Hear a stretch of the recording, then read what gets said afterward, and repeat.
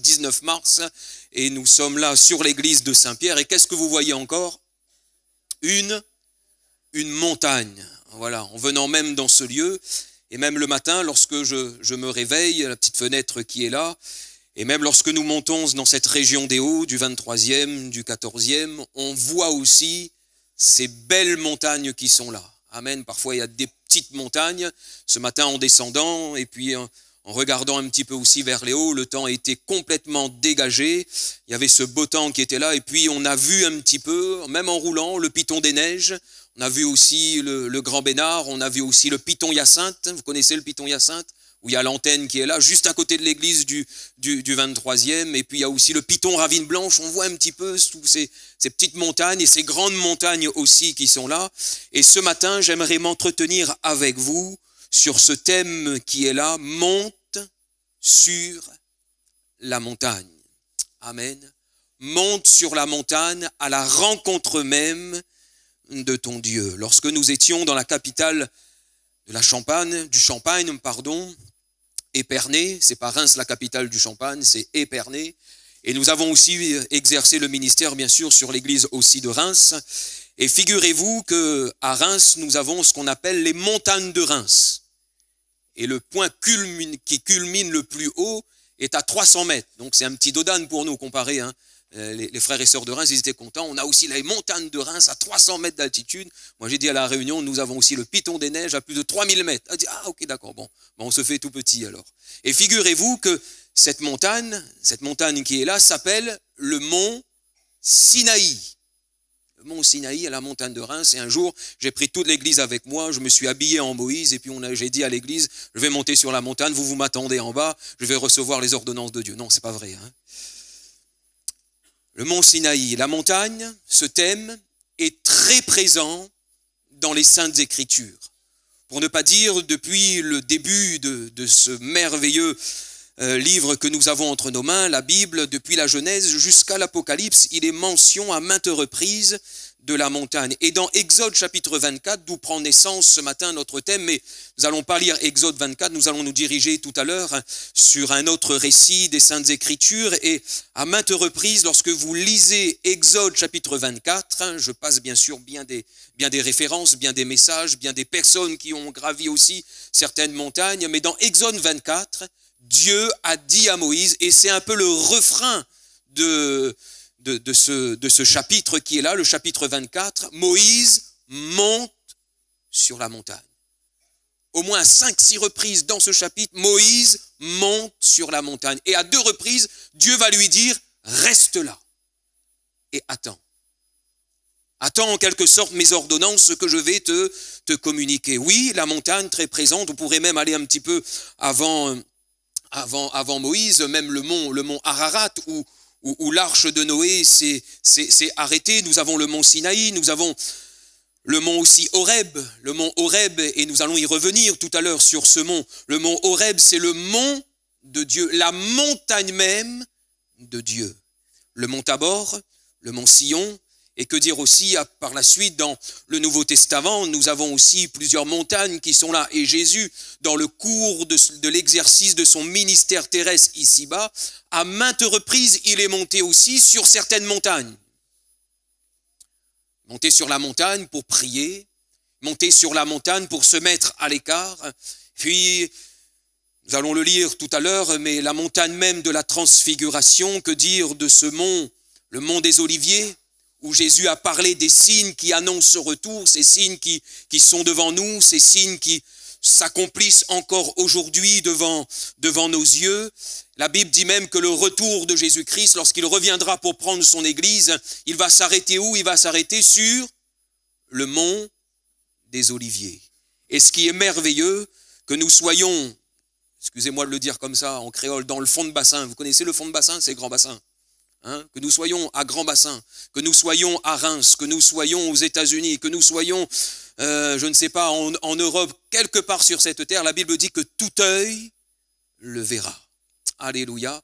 Et je prie pour que tu puisses voir le retour du Seigneur Jésus-Christ. Montagne dans les Saintes Écritures, qui signifie, et même en théologie, on appelle cela les théophanies. Montagne. les théophanies. Théophanie, on pourrait le découper en deux mots, théos en grec, qui signifie Dieu. Et phanie, en grec, signifie les manifestations divines. Les révélations même de Dieu. Là où Dieu parle, là où Dieu agit, et surtout là où Dieu fait entendre aussi sa voix. Et dans ce sens, ce matin, nous ferons une lecture. Première lecture dans 1 Roi, chapitre 19.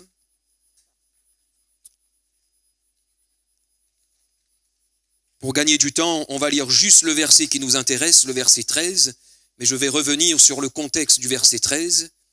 On le connaît tous, mais faire aussi sortir quelques vérités spirituelles. Et tout à l'heure, dans l'application de ce message, nous allons reprendre ce chant que nous avons chanté sur l'espérance. J'aimerais aussi laisser l'Esprit de Dieu déposer dans mon cœur des paroles non seulement pour vous, mais aussi pour moi ce matin. Alléluia. Voici ce qu'il est écrit dans 1 Roi, chapitre 19, et le verset 13.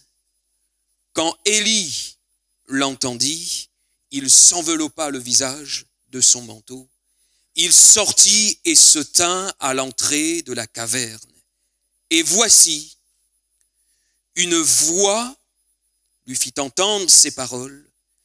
Que fais-tu ici, Élie? Et peut-être même que tu peux mettre ton prénom.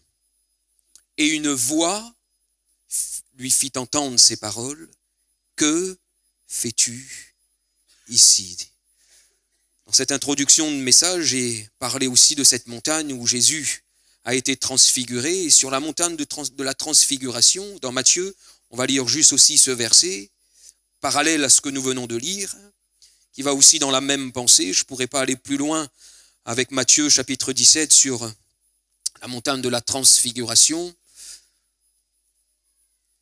Mais dans Matthieu chapitre 17 et le verset 5, voici ce qu'il est écrit. Comme il parlait encore, une nuée lumineuse les couvrit. Et voici, une voix fit entendre de la nuée ces paroles. Celui-ci est mon fils bien-aimé, en qui j'ai mis toute mon affection. Écoutez-le. Cette voix a retenti lorsque Jésus a commencé son ministère. Celui-ci est mon fils bien-aimé, en qui j'ai mis toute mon affection.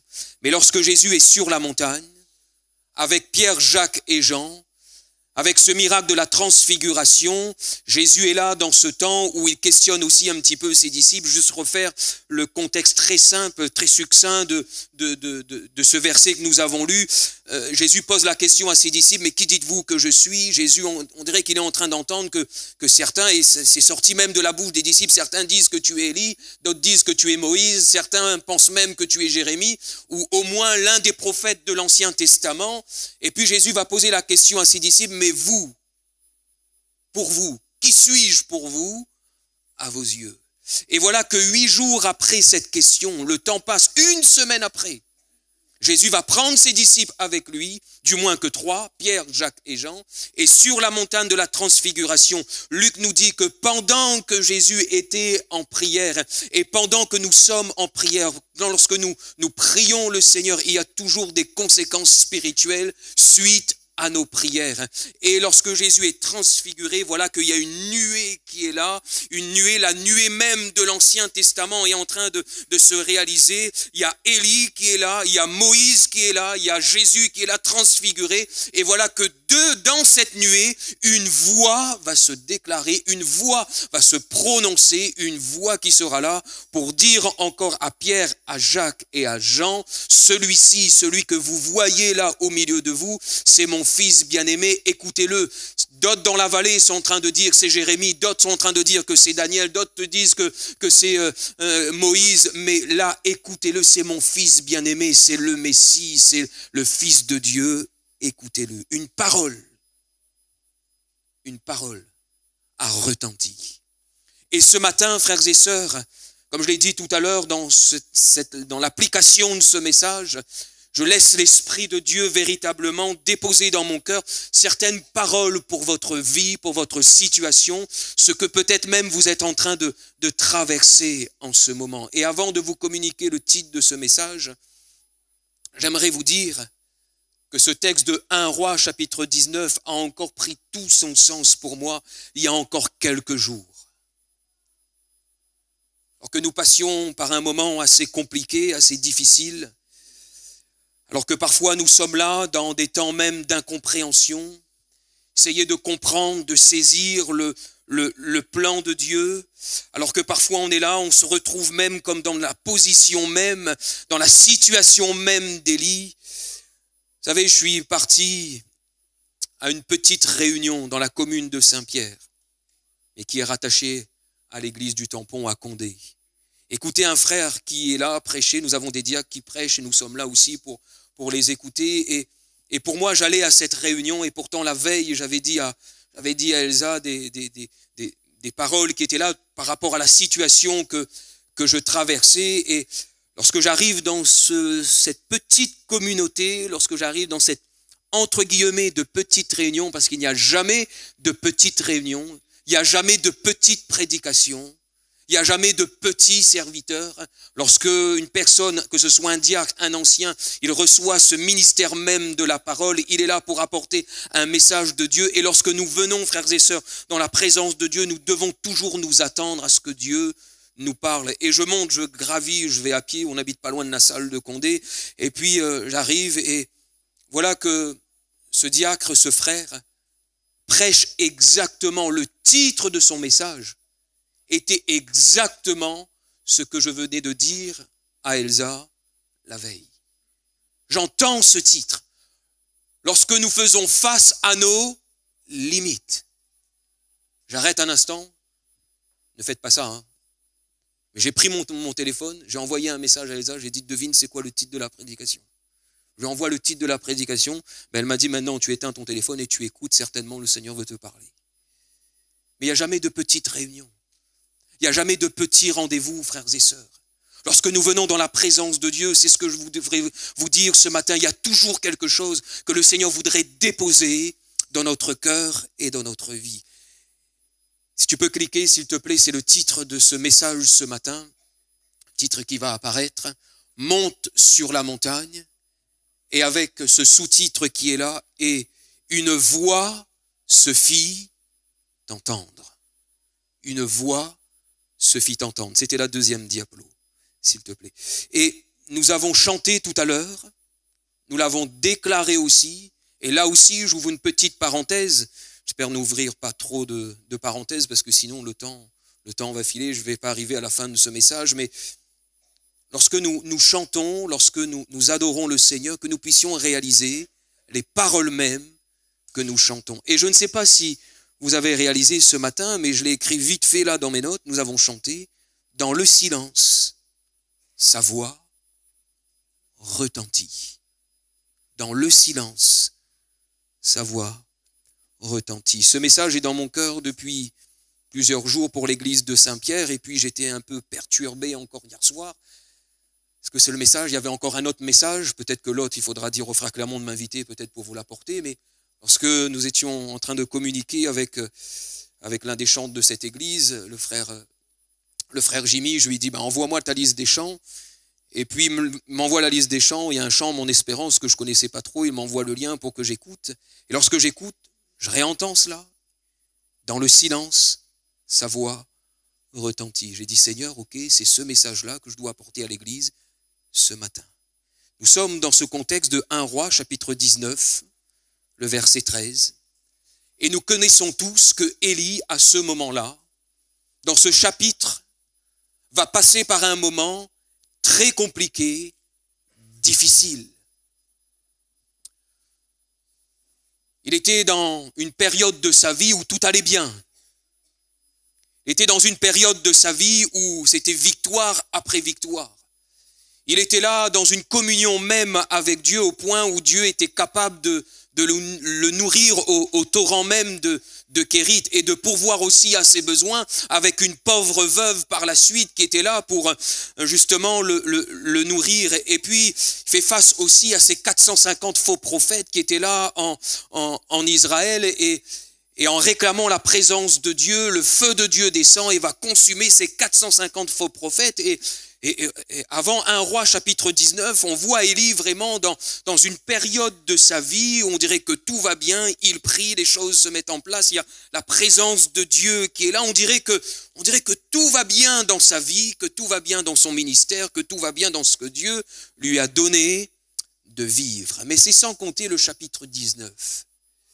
Et bien souvent, frères et sœurs, dans notre vie, nous avons le chapitre 17 de 1 Roi. Nous avons le chapitre 18 de 1 Roi. Mais ô combien dans notre vie et dans notre existence ici-bas, dans notre parcours avec le Seigneur, nous avons aussi des moments où nous traversons ce fameux chapitre 19. Et voilà que Élie, dans ce chapitre, va recevoir un texto sur son téléphone portable d'une certaine Jézabel, la femme du roi d'Israël, Akab. Et quel a été ce message? Ça sonne, bip bip, il reçoit ce message qui dit ceci: que les dieux me traitent dans toute leur rigueur, si demain à 7 heures, je ne fais de ta vie ce que tu as fait de la vie de chacun d'eux. Non pas un message de vie que Élie reçoit sur son téléphone, mais un message là de mort, des menaces même de mort. Et le texte nous dit que lorsque Élie est en train de lire ce message, lorsque Élie est en train de voir que c'est Jézabel qui lui envoie cela, lui est le destinataire, Jézabel maintenant veut me poursuivre pour m'ôter la vie. En voyant cela, nous dit le texte, en voyant cela, il se lève et il va se diriger dans un lieu, et souvent nous sommes comme cela dans nos chapitres 19. Lorsque il y a une situation qui nous tombe dessus, en réalité, cette situation qui est là va révéler ce qu'il y a au fond même de notre cœur. Parce que lorsque tout va bien, les choses vont bien, les choses ne sortent pas ou ne ressortent pas. C'est souvent dans les temps difficiles, dans les temps de souffrance, dans nos temps de douleur, que les choses là reviennent, que parfois même notre caractère, notre personnalité qui est là, ou voire même nos faiblesses ressortent. Et Élie, il voit cela, au lieu d'aller chercher la face de Dieu, au lieu d'aller réclamer la présence de Dieu, la direction de Dieu pour sa vie, et non seulement pour sa vie, mais aussi pour son ministère ici, qu'est-ce qu'il fait? Il se lève, le texte nous dit, pour sauver sa vie. Sauve qui peut. Il y a la mort qui est à ses trousses. Il arrive à Beersheba, qui appartient à Juda, nous dit le texte, et là il va faire une deuxième erreur, il va laisser son serviteur. En réalité, ce serviteur qui était à ses côtés, certainement pour l'aider, certainement pour l'accompagner, ou peut-être même, et nous avons besoin de cela aussi dans notre vie ou dans notre ministère, ou lorsque nous servons le Seigneur dans divers tâches de l'Église, nous avons toujours besoin de quelqu'un pour nous observer, pour nous regarder. Et voilà que là, Élie va même laisser son serviteur. En réalité, il n'a plus besoin de l'Église Saint-Pierre, plus besoin de la communion fraternelle. Il n'a plus besoin là de ce serviteur, il le laisse là. Et le texte nous dit au verset 4, pour lui, et ce n'est pas pour Dieu, pour lui, il alla dans le désert et après une journée de marche, épuisé, fatigué, physiquement aussi, parce que pendant une journée de marche, il n'y avait pas de Salomon, il n'y avait pas de Converse, il n'y avait pas de New Balance, il n'y avait pas de ces baskets qui étaient là, c'était des sandales qui étaient là sur leurs pieds.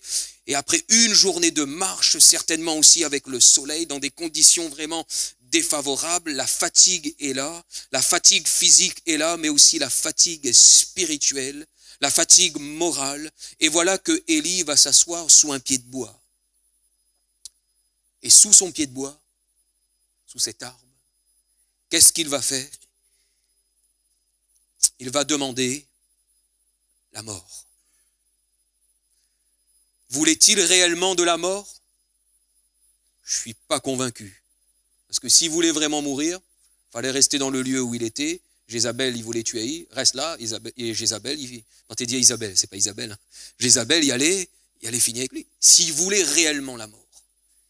Mais en réalité, là, dans sa situation, il a besoin d'une parole de Dieu. Il a besoin de l'intervention divine. Il a besoin, comme je l'ai dit tout à l'heure, d'une théophanie. Il a besoin que Dieu lui parle, que Dieu se révèle à son cœur, qu'il y ait une manifestation divine à son cœur. Et est-ce que Dieu s'est manifesté à Élie? Oh que oui, d'une manière vraiment miraculeuse. Et c'est l'un des points que j'aimerais partager avec vous, frères et sœurs. Dieu va prendre le temps de ressourcer Élie physiquement. Il y a une émission qui s'appelle « La meilleure boulangerie de France ». Mais je crois que la meilleure boulangerie de France se situe dans le ciel. Pâtisserie aussi. Parce que pendant que Élie est en train de demander la mort, dans le ciel, certainement que Dieu a dit à des anges, allez au fourneau, là il faut préparer quelque chose de bon, de consistant, mettez les meilleurs ingrédients, veillez à ce qu'il y ait une bonne température aussi de cuisson, parce que Élie a besoin d'être nourri. Et voilà que certainement les anges sont en train, je paraphrase, mais il y a cette image qui est là, en train de confectionner ces gâteaux qui sont là, prendre même une cruche d'eau, ils descendent, et certainement que Dieu leur a dit, parce qu'il y a quand même une certaine distance entre le ciel et la terre, il risque de refroidir entre-temps. Donc veille à ce que ces gâteaux soient posés sur des pierres chauffées. Parce que mange tiède, d'un peu il y a mange tiède, d'un peu il y a mange bouillant, mais on n'aime pas manger froid. Hein? Qui aime manger froid? Quand américain, les films non refroidis, c'est un peu compliqué. Hein? Quand le pain bouchon, quand les bouchons, mais bouchon chaud aussi, il est difficile de manger, mais dans la bonne température, hein, c'est toujours bien de manger. Et Dieu a veillé à ce que la nourriture d'Élie soit dans la bonne température pour qu'il puisse se nourrir. Et voilà que Dieu envoie son ange, et l'ange communique ces paroles à Élie. Lève-toi et mange. Élie se lève, mange, et il fait comme la plupart d'entre nous le matin, lorsque le téléphone il sonne ou l'alarme il sonne pour qu'on se réveille. Est-ce que les autres ils lèvent tout de suite? On peut mettre 5 minutes avant l'heure qu'il faut lever, et même s'ils mettent 5 minutes avant, il prend le téléphone et puis il coupe un petit instant. Hein. Il dit, ah, mais il reste encore un petit peu dans le lit. Et puis en général, si on était ce côté gauche, on retourne vers le côté droit, ou si c'était côté droit, on retourne vers le côté gauche, et nous attend un petit peu parce qu'on est tellement fatigué. C'est ce que Élie fait ici. Il mange, il boit, il est en train de se nourrir, il est en train de boire cette eau qui est là, et voilà que de l'autre côté, il mangea et but, puis se recoucha. Et l'ange est obligé de le toucher une seconde fois en lui disant ceci, et certainement aussi que c'est une parole pour toi ce matin, mon frère, ma sœur. L'ange de l'Éternel vint une seconde fois, le toucha et dit, lève-toi, mange, car le chemin est trop long pour toi. Parce qu'il y avait encore une destinée de Dieu pour Élie. Il y avait encore un chemin tout tracé pour Élie. S'il faisait confiance encore au Seigneur, ce texte de la parole, la Bible nous dit que lorsque nous faisons confiance au Seigneur, nous trouvons dans notre cœur des chemins comment?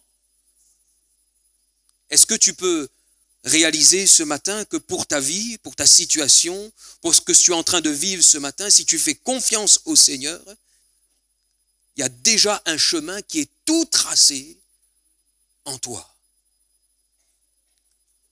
Le chemin est trop difficile, le chemin est trop long, parce qu'il fallait qu'il marche. Combien de temps?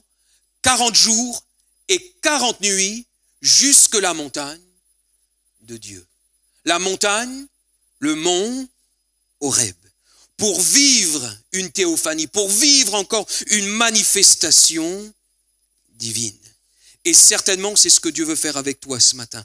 Avant de te renouveler spirituellement, le Seigneur veut te renouveler physiquement. Vous savez, si nous ne sommes pas renouvelés physiquement, même physiquement, hein, parce que le Seigneur nous a créés avec cette enveloppe charnelle qui est là, le corps, partie matérielle, Mais nous avons aussi une partie immatérielle de l'autre côté, l'âme et l'esprit. Mais si le corps n'est pas renouvelé, et ô combien aujourd'hui nous vivons dans une société, nous vivons là avec nos travails, avec les activités de la maison, avec ceci, parfois même, les activités de l'église, de servir le Seigneur. Et ô combien parfois on arrive comme à bout de souffle, nous sommes comme au bout du rouleau. Et si nous ne sommes pas renouvelés physiquement, si on ne honore pas cette invitation de Jésus qui nous dit de venir à lui, vous tous qui êtes fatigués et chargés, je vous donnerai du repos. Si tu n'es pas renouvelé physiquement, tu ne pourras pas comprendre et surtout avoir les forces nécessaires pour continuer la marche. Et ce texte de la parole prendra encore moins d'effet dans ton cœur, qui dit ceci, que celles et ceux qui marchent avec le Seigneur, leur force augmente même pendant la marche. Élie est nourri, Élie reprend des forces physiquement, et voilà qu'il doit encore marcher 40 jours et 40 nuits. Et pendant sa marche, pendant qu'il est en train de mettre un pied devant l'autre, voilà qu'il va se réfugier à un moment donné, en train de gravir, il va se réfugier dans un creuset, dans une caverne. Et Dieu va venir chercher Élie dans son refuge, dans sa caverne, dans son petit cachot, dans ce qui était pour lui comme une sécurité. Et le texte nous dit déjà, je ne l'ai pas lu ici, mais Dieu avait déjà interpellé Élie en disant à Élie au verset 9, « Que fais-tu ici, Élie? Qu'est-ce que tu es en train de faire dans cette caverne? Ce n'est pas le lieu, ce n'est pas l'endroit. Je t'ai demandé de te tenir là sur la montagne. Je t'ai demandé d'arriver jusqu'en haut. Je ne te demande pas d'aller là dans cette caverne. Que fais-tu ici? » Et peut-être que certaines personnes, ce matin, sont là et ont marché et marchent encore avec Dieu, vivent des temps peut-être d'incompréhension concernant le plan de Dieu. On dirait même que pour votre vie, on dirait que le plan de Dieu n'a absolument plus de cohérence avec ce que vous êtes en train de vivre et ce que le Seigneur vous a dit au préalable. Mais vous savez, frères et sœurs, si pour nous, il n'y a plus de cohérence en ce que nous avons reçu et ce que nous traversons, pour Dieu, il y a toujours de la cohérence dans son plan. Il ne se trompe jamais. Est-ce que Dieu se trompe? Non. Est-ce que Dieu nous ment? Non. Ce n'est pas un homme pour mentir. Mais dans ce qu'il est en train de nous dire, dans ce qu'il nous a dit dans le passé, et ce que nous traversons parfois, on dirait qu'il y a comme une incohérence qui est là, des choses qui se mettent en place, qui nous tombent dessus, et on est là, mais il n'y a jamais d'incohérence avec Dieu. La marche chrétienne, frères et sœurs, n'est pas une marche sans direction, n'est pas une marche dans le vide, il y a toujours un sens. Et voilà qu'il est restauré physiquement, Dieu va prendre le temps maintenant d'intervenir dans sa vie spirituelle.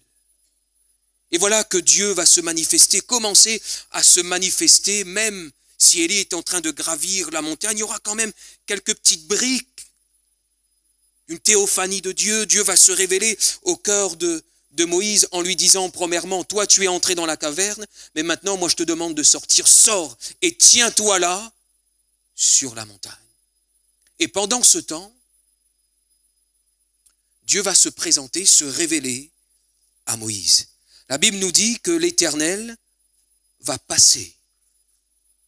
Et je prie ce matin pour que l'Esprit de Dieu puisse passer dans nos cœurs, dans nos vies, dans nos situations, dans nos maisons. Peut-être même que tu as laissé quelqu'un dans une situation compliquée à la maison.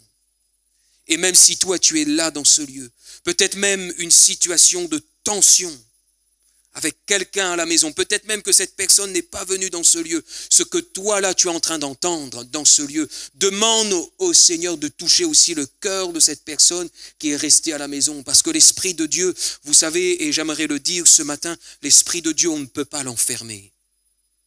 Élie, lui, il est dans sa caverne, il est là. L'Esprit de Dieu, on ne peut pas le mettre dans une caverne. Lorsque l'Esprit de Dieu passe, lorsque l'Esprit de Dieu règne, établit son règne, comme on l'a encore chanté tout à l'heure, tiens-toi là dans la montagne devant l'Éternel. Et Dieu passe, l'Éternel passe. Il y eut un vent, et est-ce que Dieu était dans le vent? Dieu n'était pas dans le vent. Est-ce que Dieu s'était déjà révélé par le vent? Oh que oui. La Bible nous dit qu'il y aura par la suite là ce vent, mais il y aura aussi le tremblement de terre. Est-ce que l'Éternel était dans le tremblement de terre? Non. Est-ce que Dieu était dans le feu?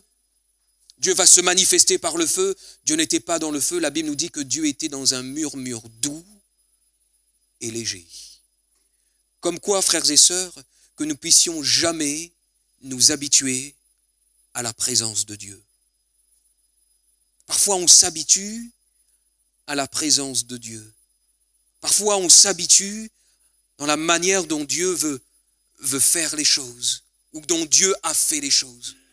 Bien sûr, il faut avoir un cadre, bien sûr, il faut avoir toute une gestion de l'Église qui est là. Mais vous savez, l'Esprit de Dieu, on ne peut pas l'enfermer. Il fait ce qu'il veut, quand il veut, où il veut, et avec qui il veut.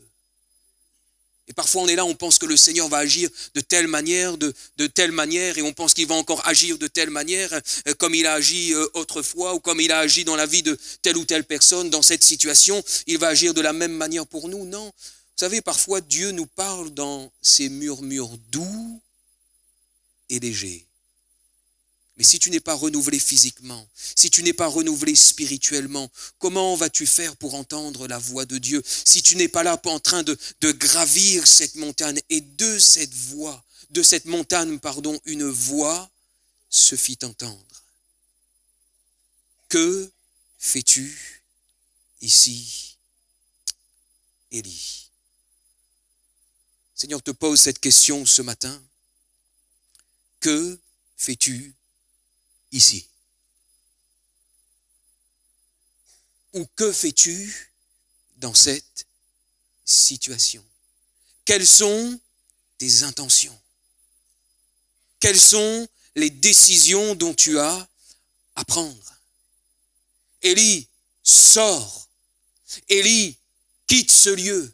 Élie, quitte cet endroit qui est là. Tu as besoin d'entendre ma voix. Et l'Éternel, ce matin, voudrait te dire la même chose. Sors et tiens-toi dans la montagne. Sors de cette situation. Sors de cet événement, de ce temps de douleur. Sors peut-être même de ce temps de deuil, de ce temps de souffrance, de ce temps même peut-être de trahison. Parce que j'ai besoin que tu puisses entendre le son de ma voix.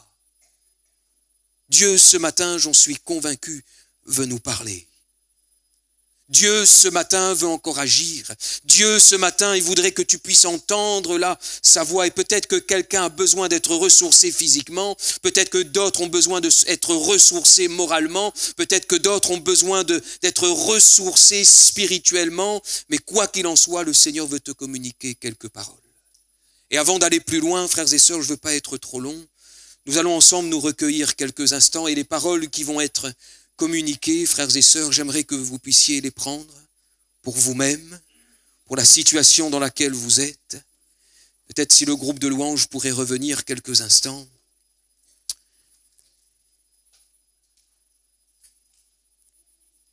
Et reprendre ce chant sur l'espérance. Et peut-être même, frères et sœurs, avant de vous communiquer ces quelques paroles, comme nous l'avons entendu, le Seigneur se révèle aussi dans un murmure doux et léger. Nous n'allons pas élever nos voix tous ensemble. Nous sommes là et nous allons simplement écouter ce que le Seigneur veut nous dire. La parole que le Seigneur veut encore déposer dans ton cœur. Alléluia. Et la musique pourrait simplement reprendre ce chant, écouter ces notes de musique et repasser simplement ces paroles dans ton cœur. Peut-être même les paroles que tu as reçues dans la semaine, les paroles peut-être même que tu as reçues autrefois. Quelques minutes, alléluia, avec cette prière au fond de ton cœur, Seigneur, parle-moi. Ou Seigneur, continue de me parler. Alléluia, Jésus.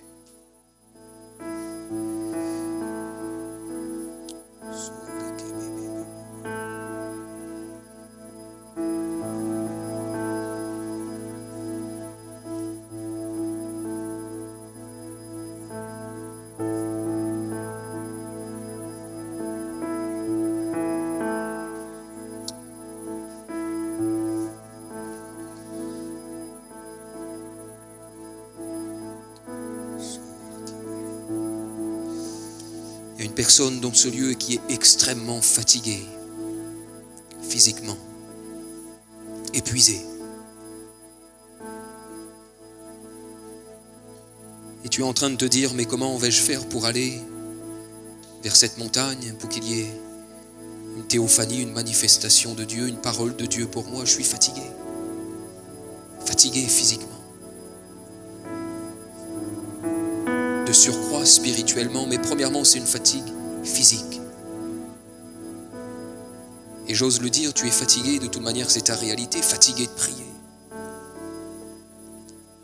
Pour tel ou tel sujet. Seigneur, ce matin voudrait te renouveler physiquement.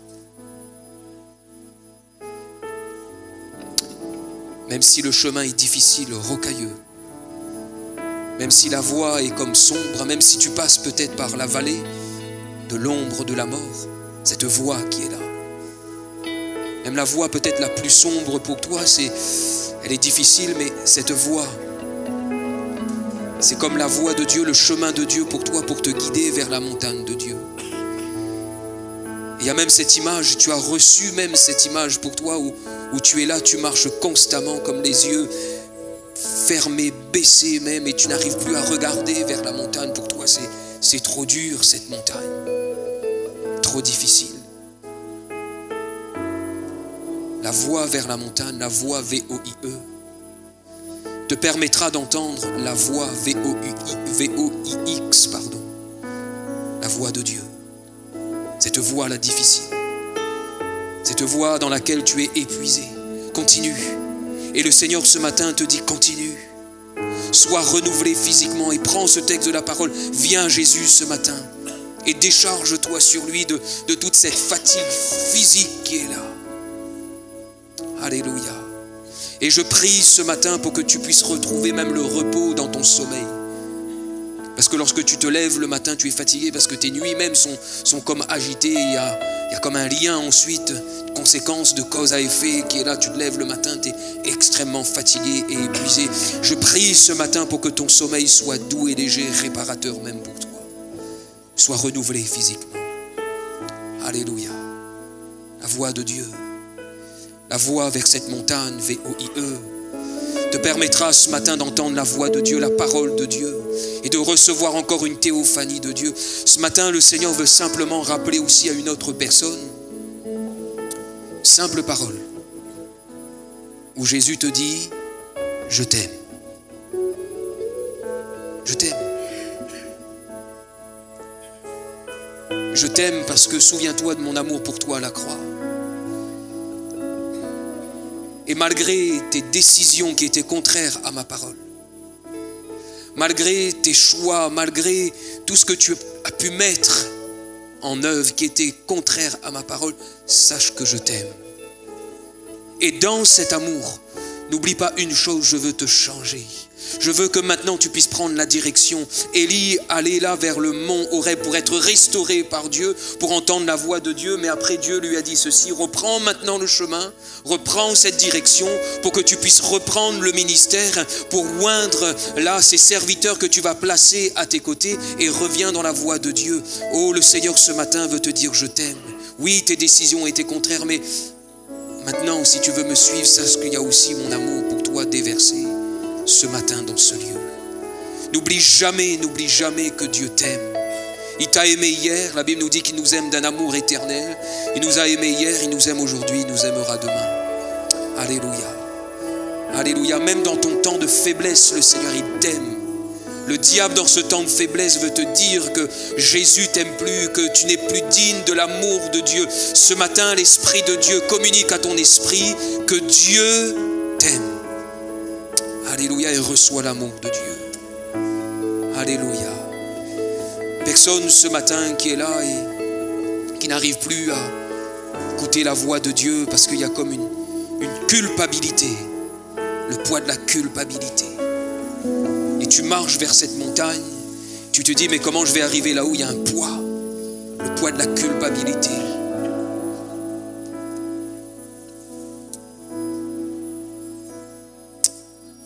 Tu te dis, mais est-ce que le Seigneur m'a pardonné?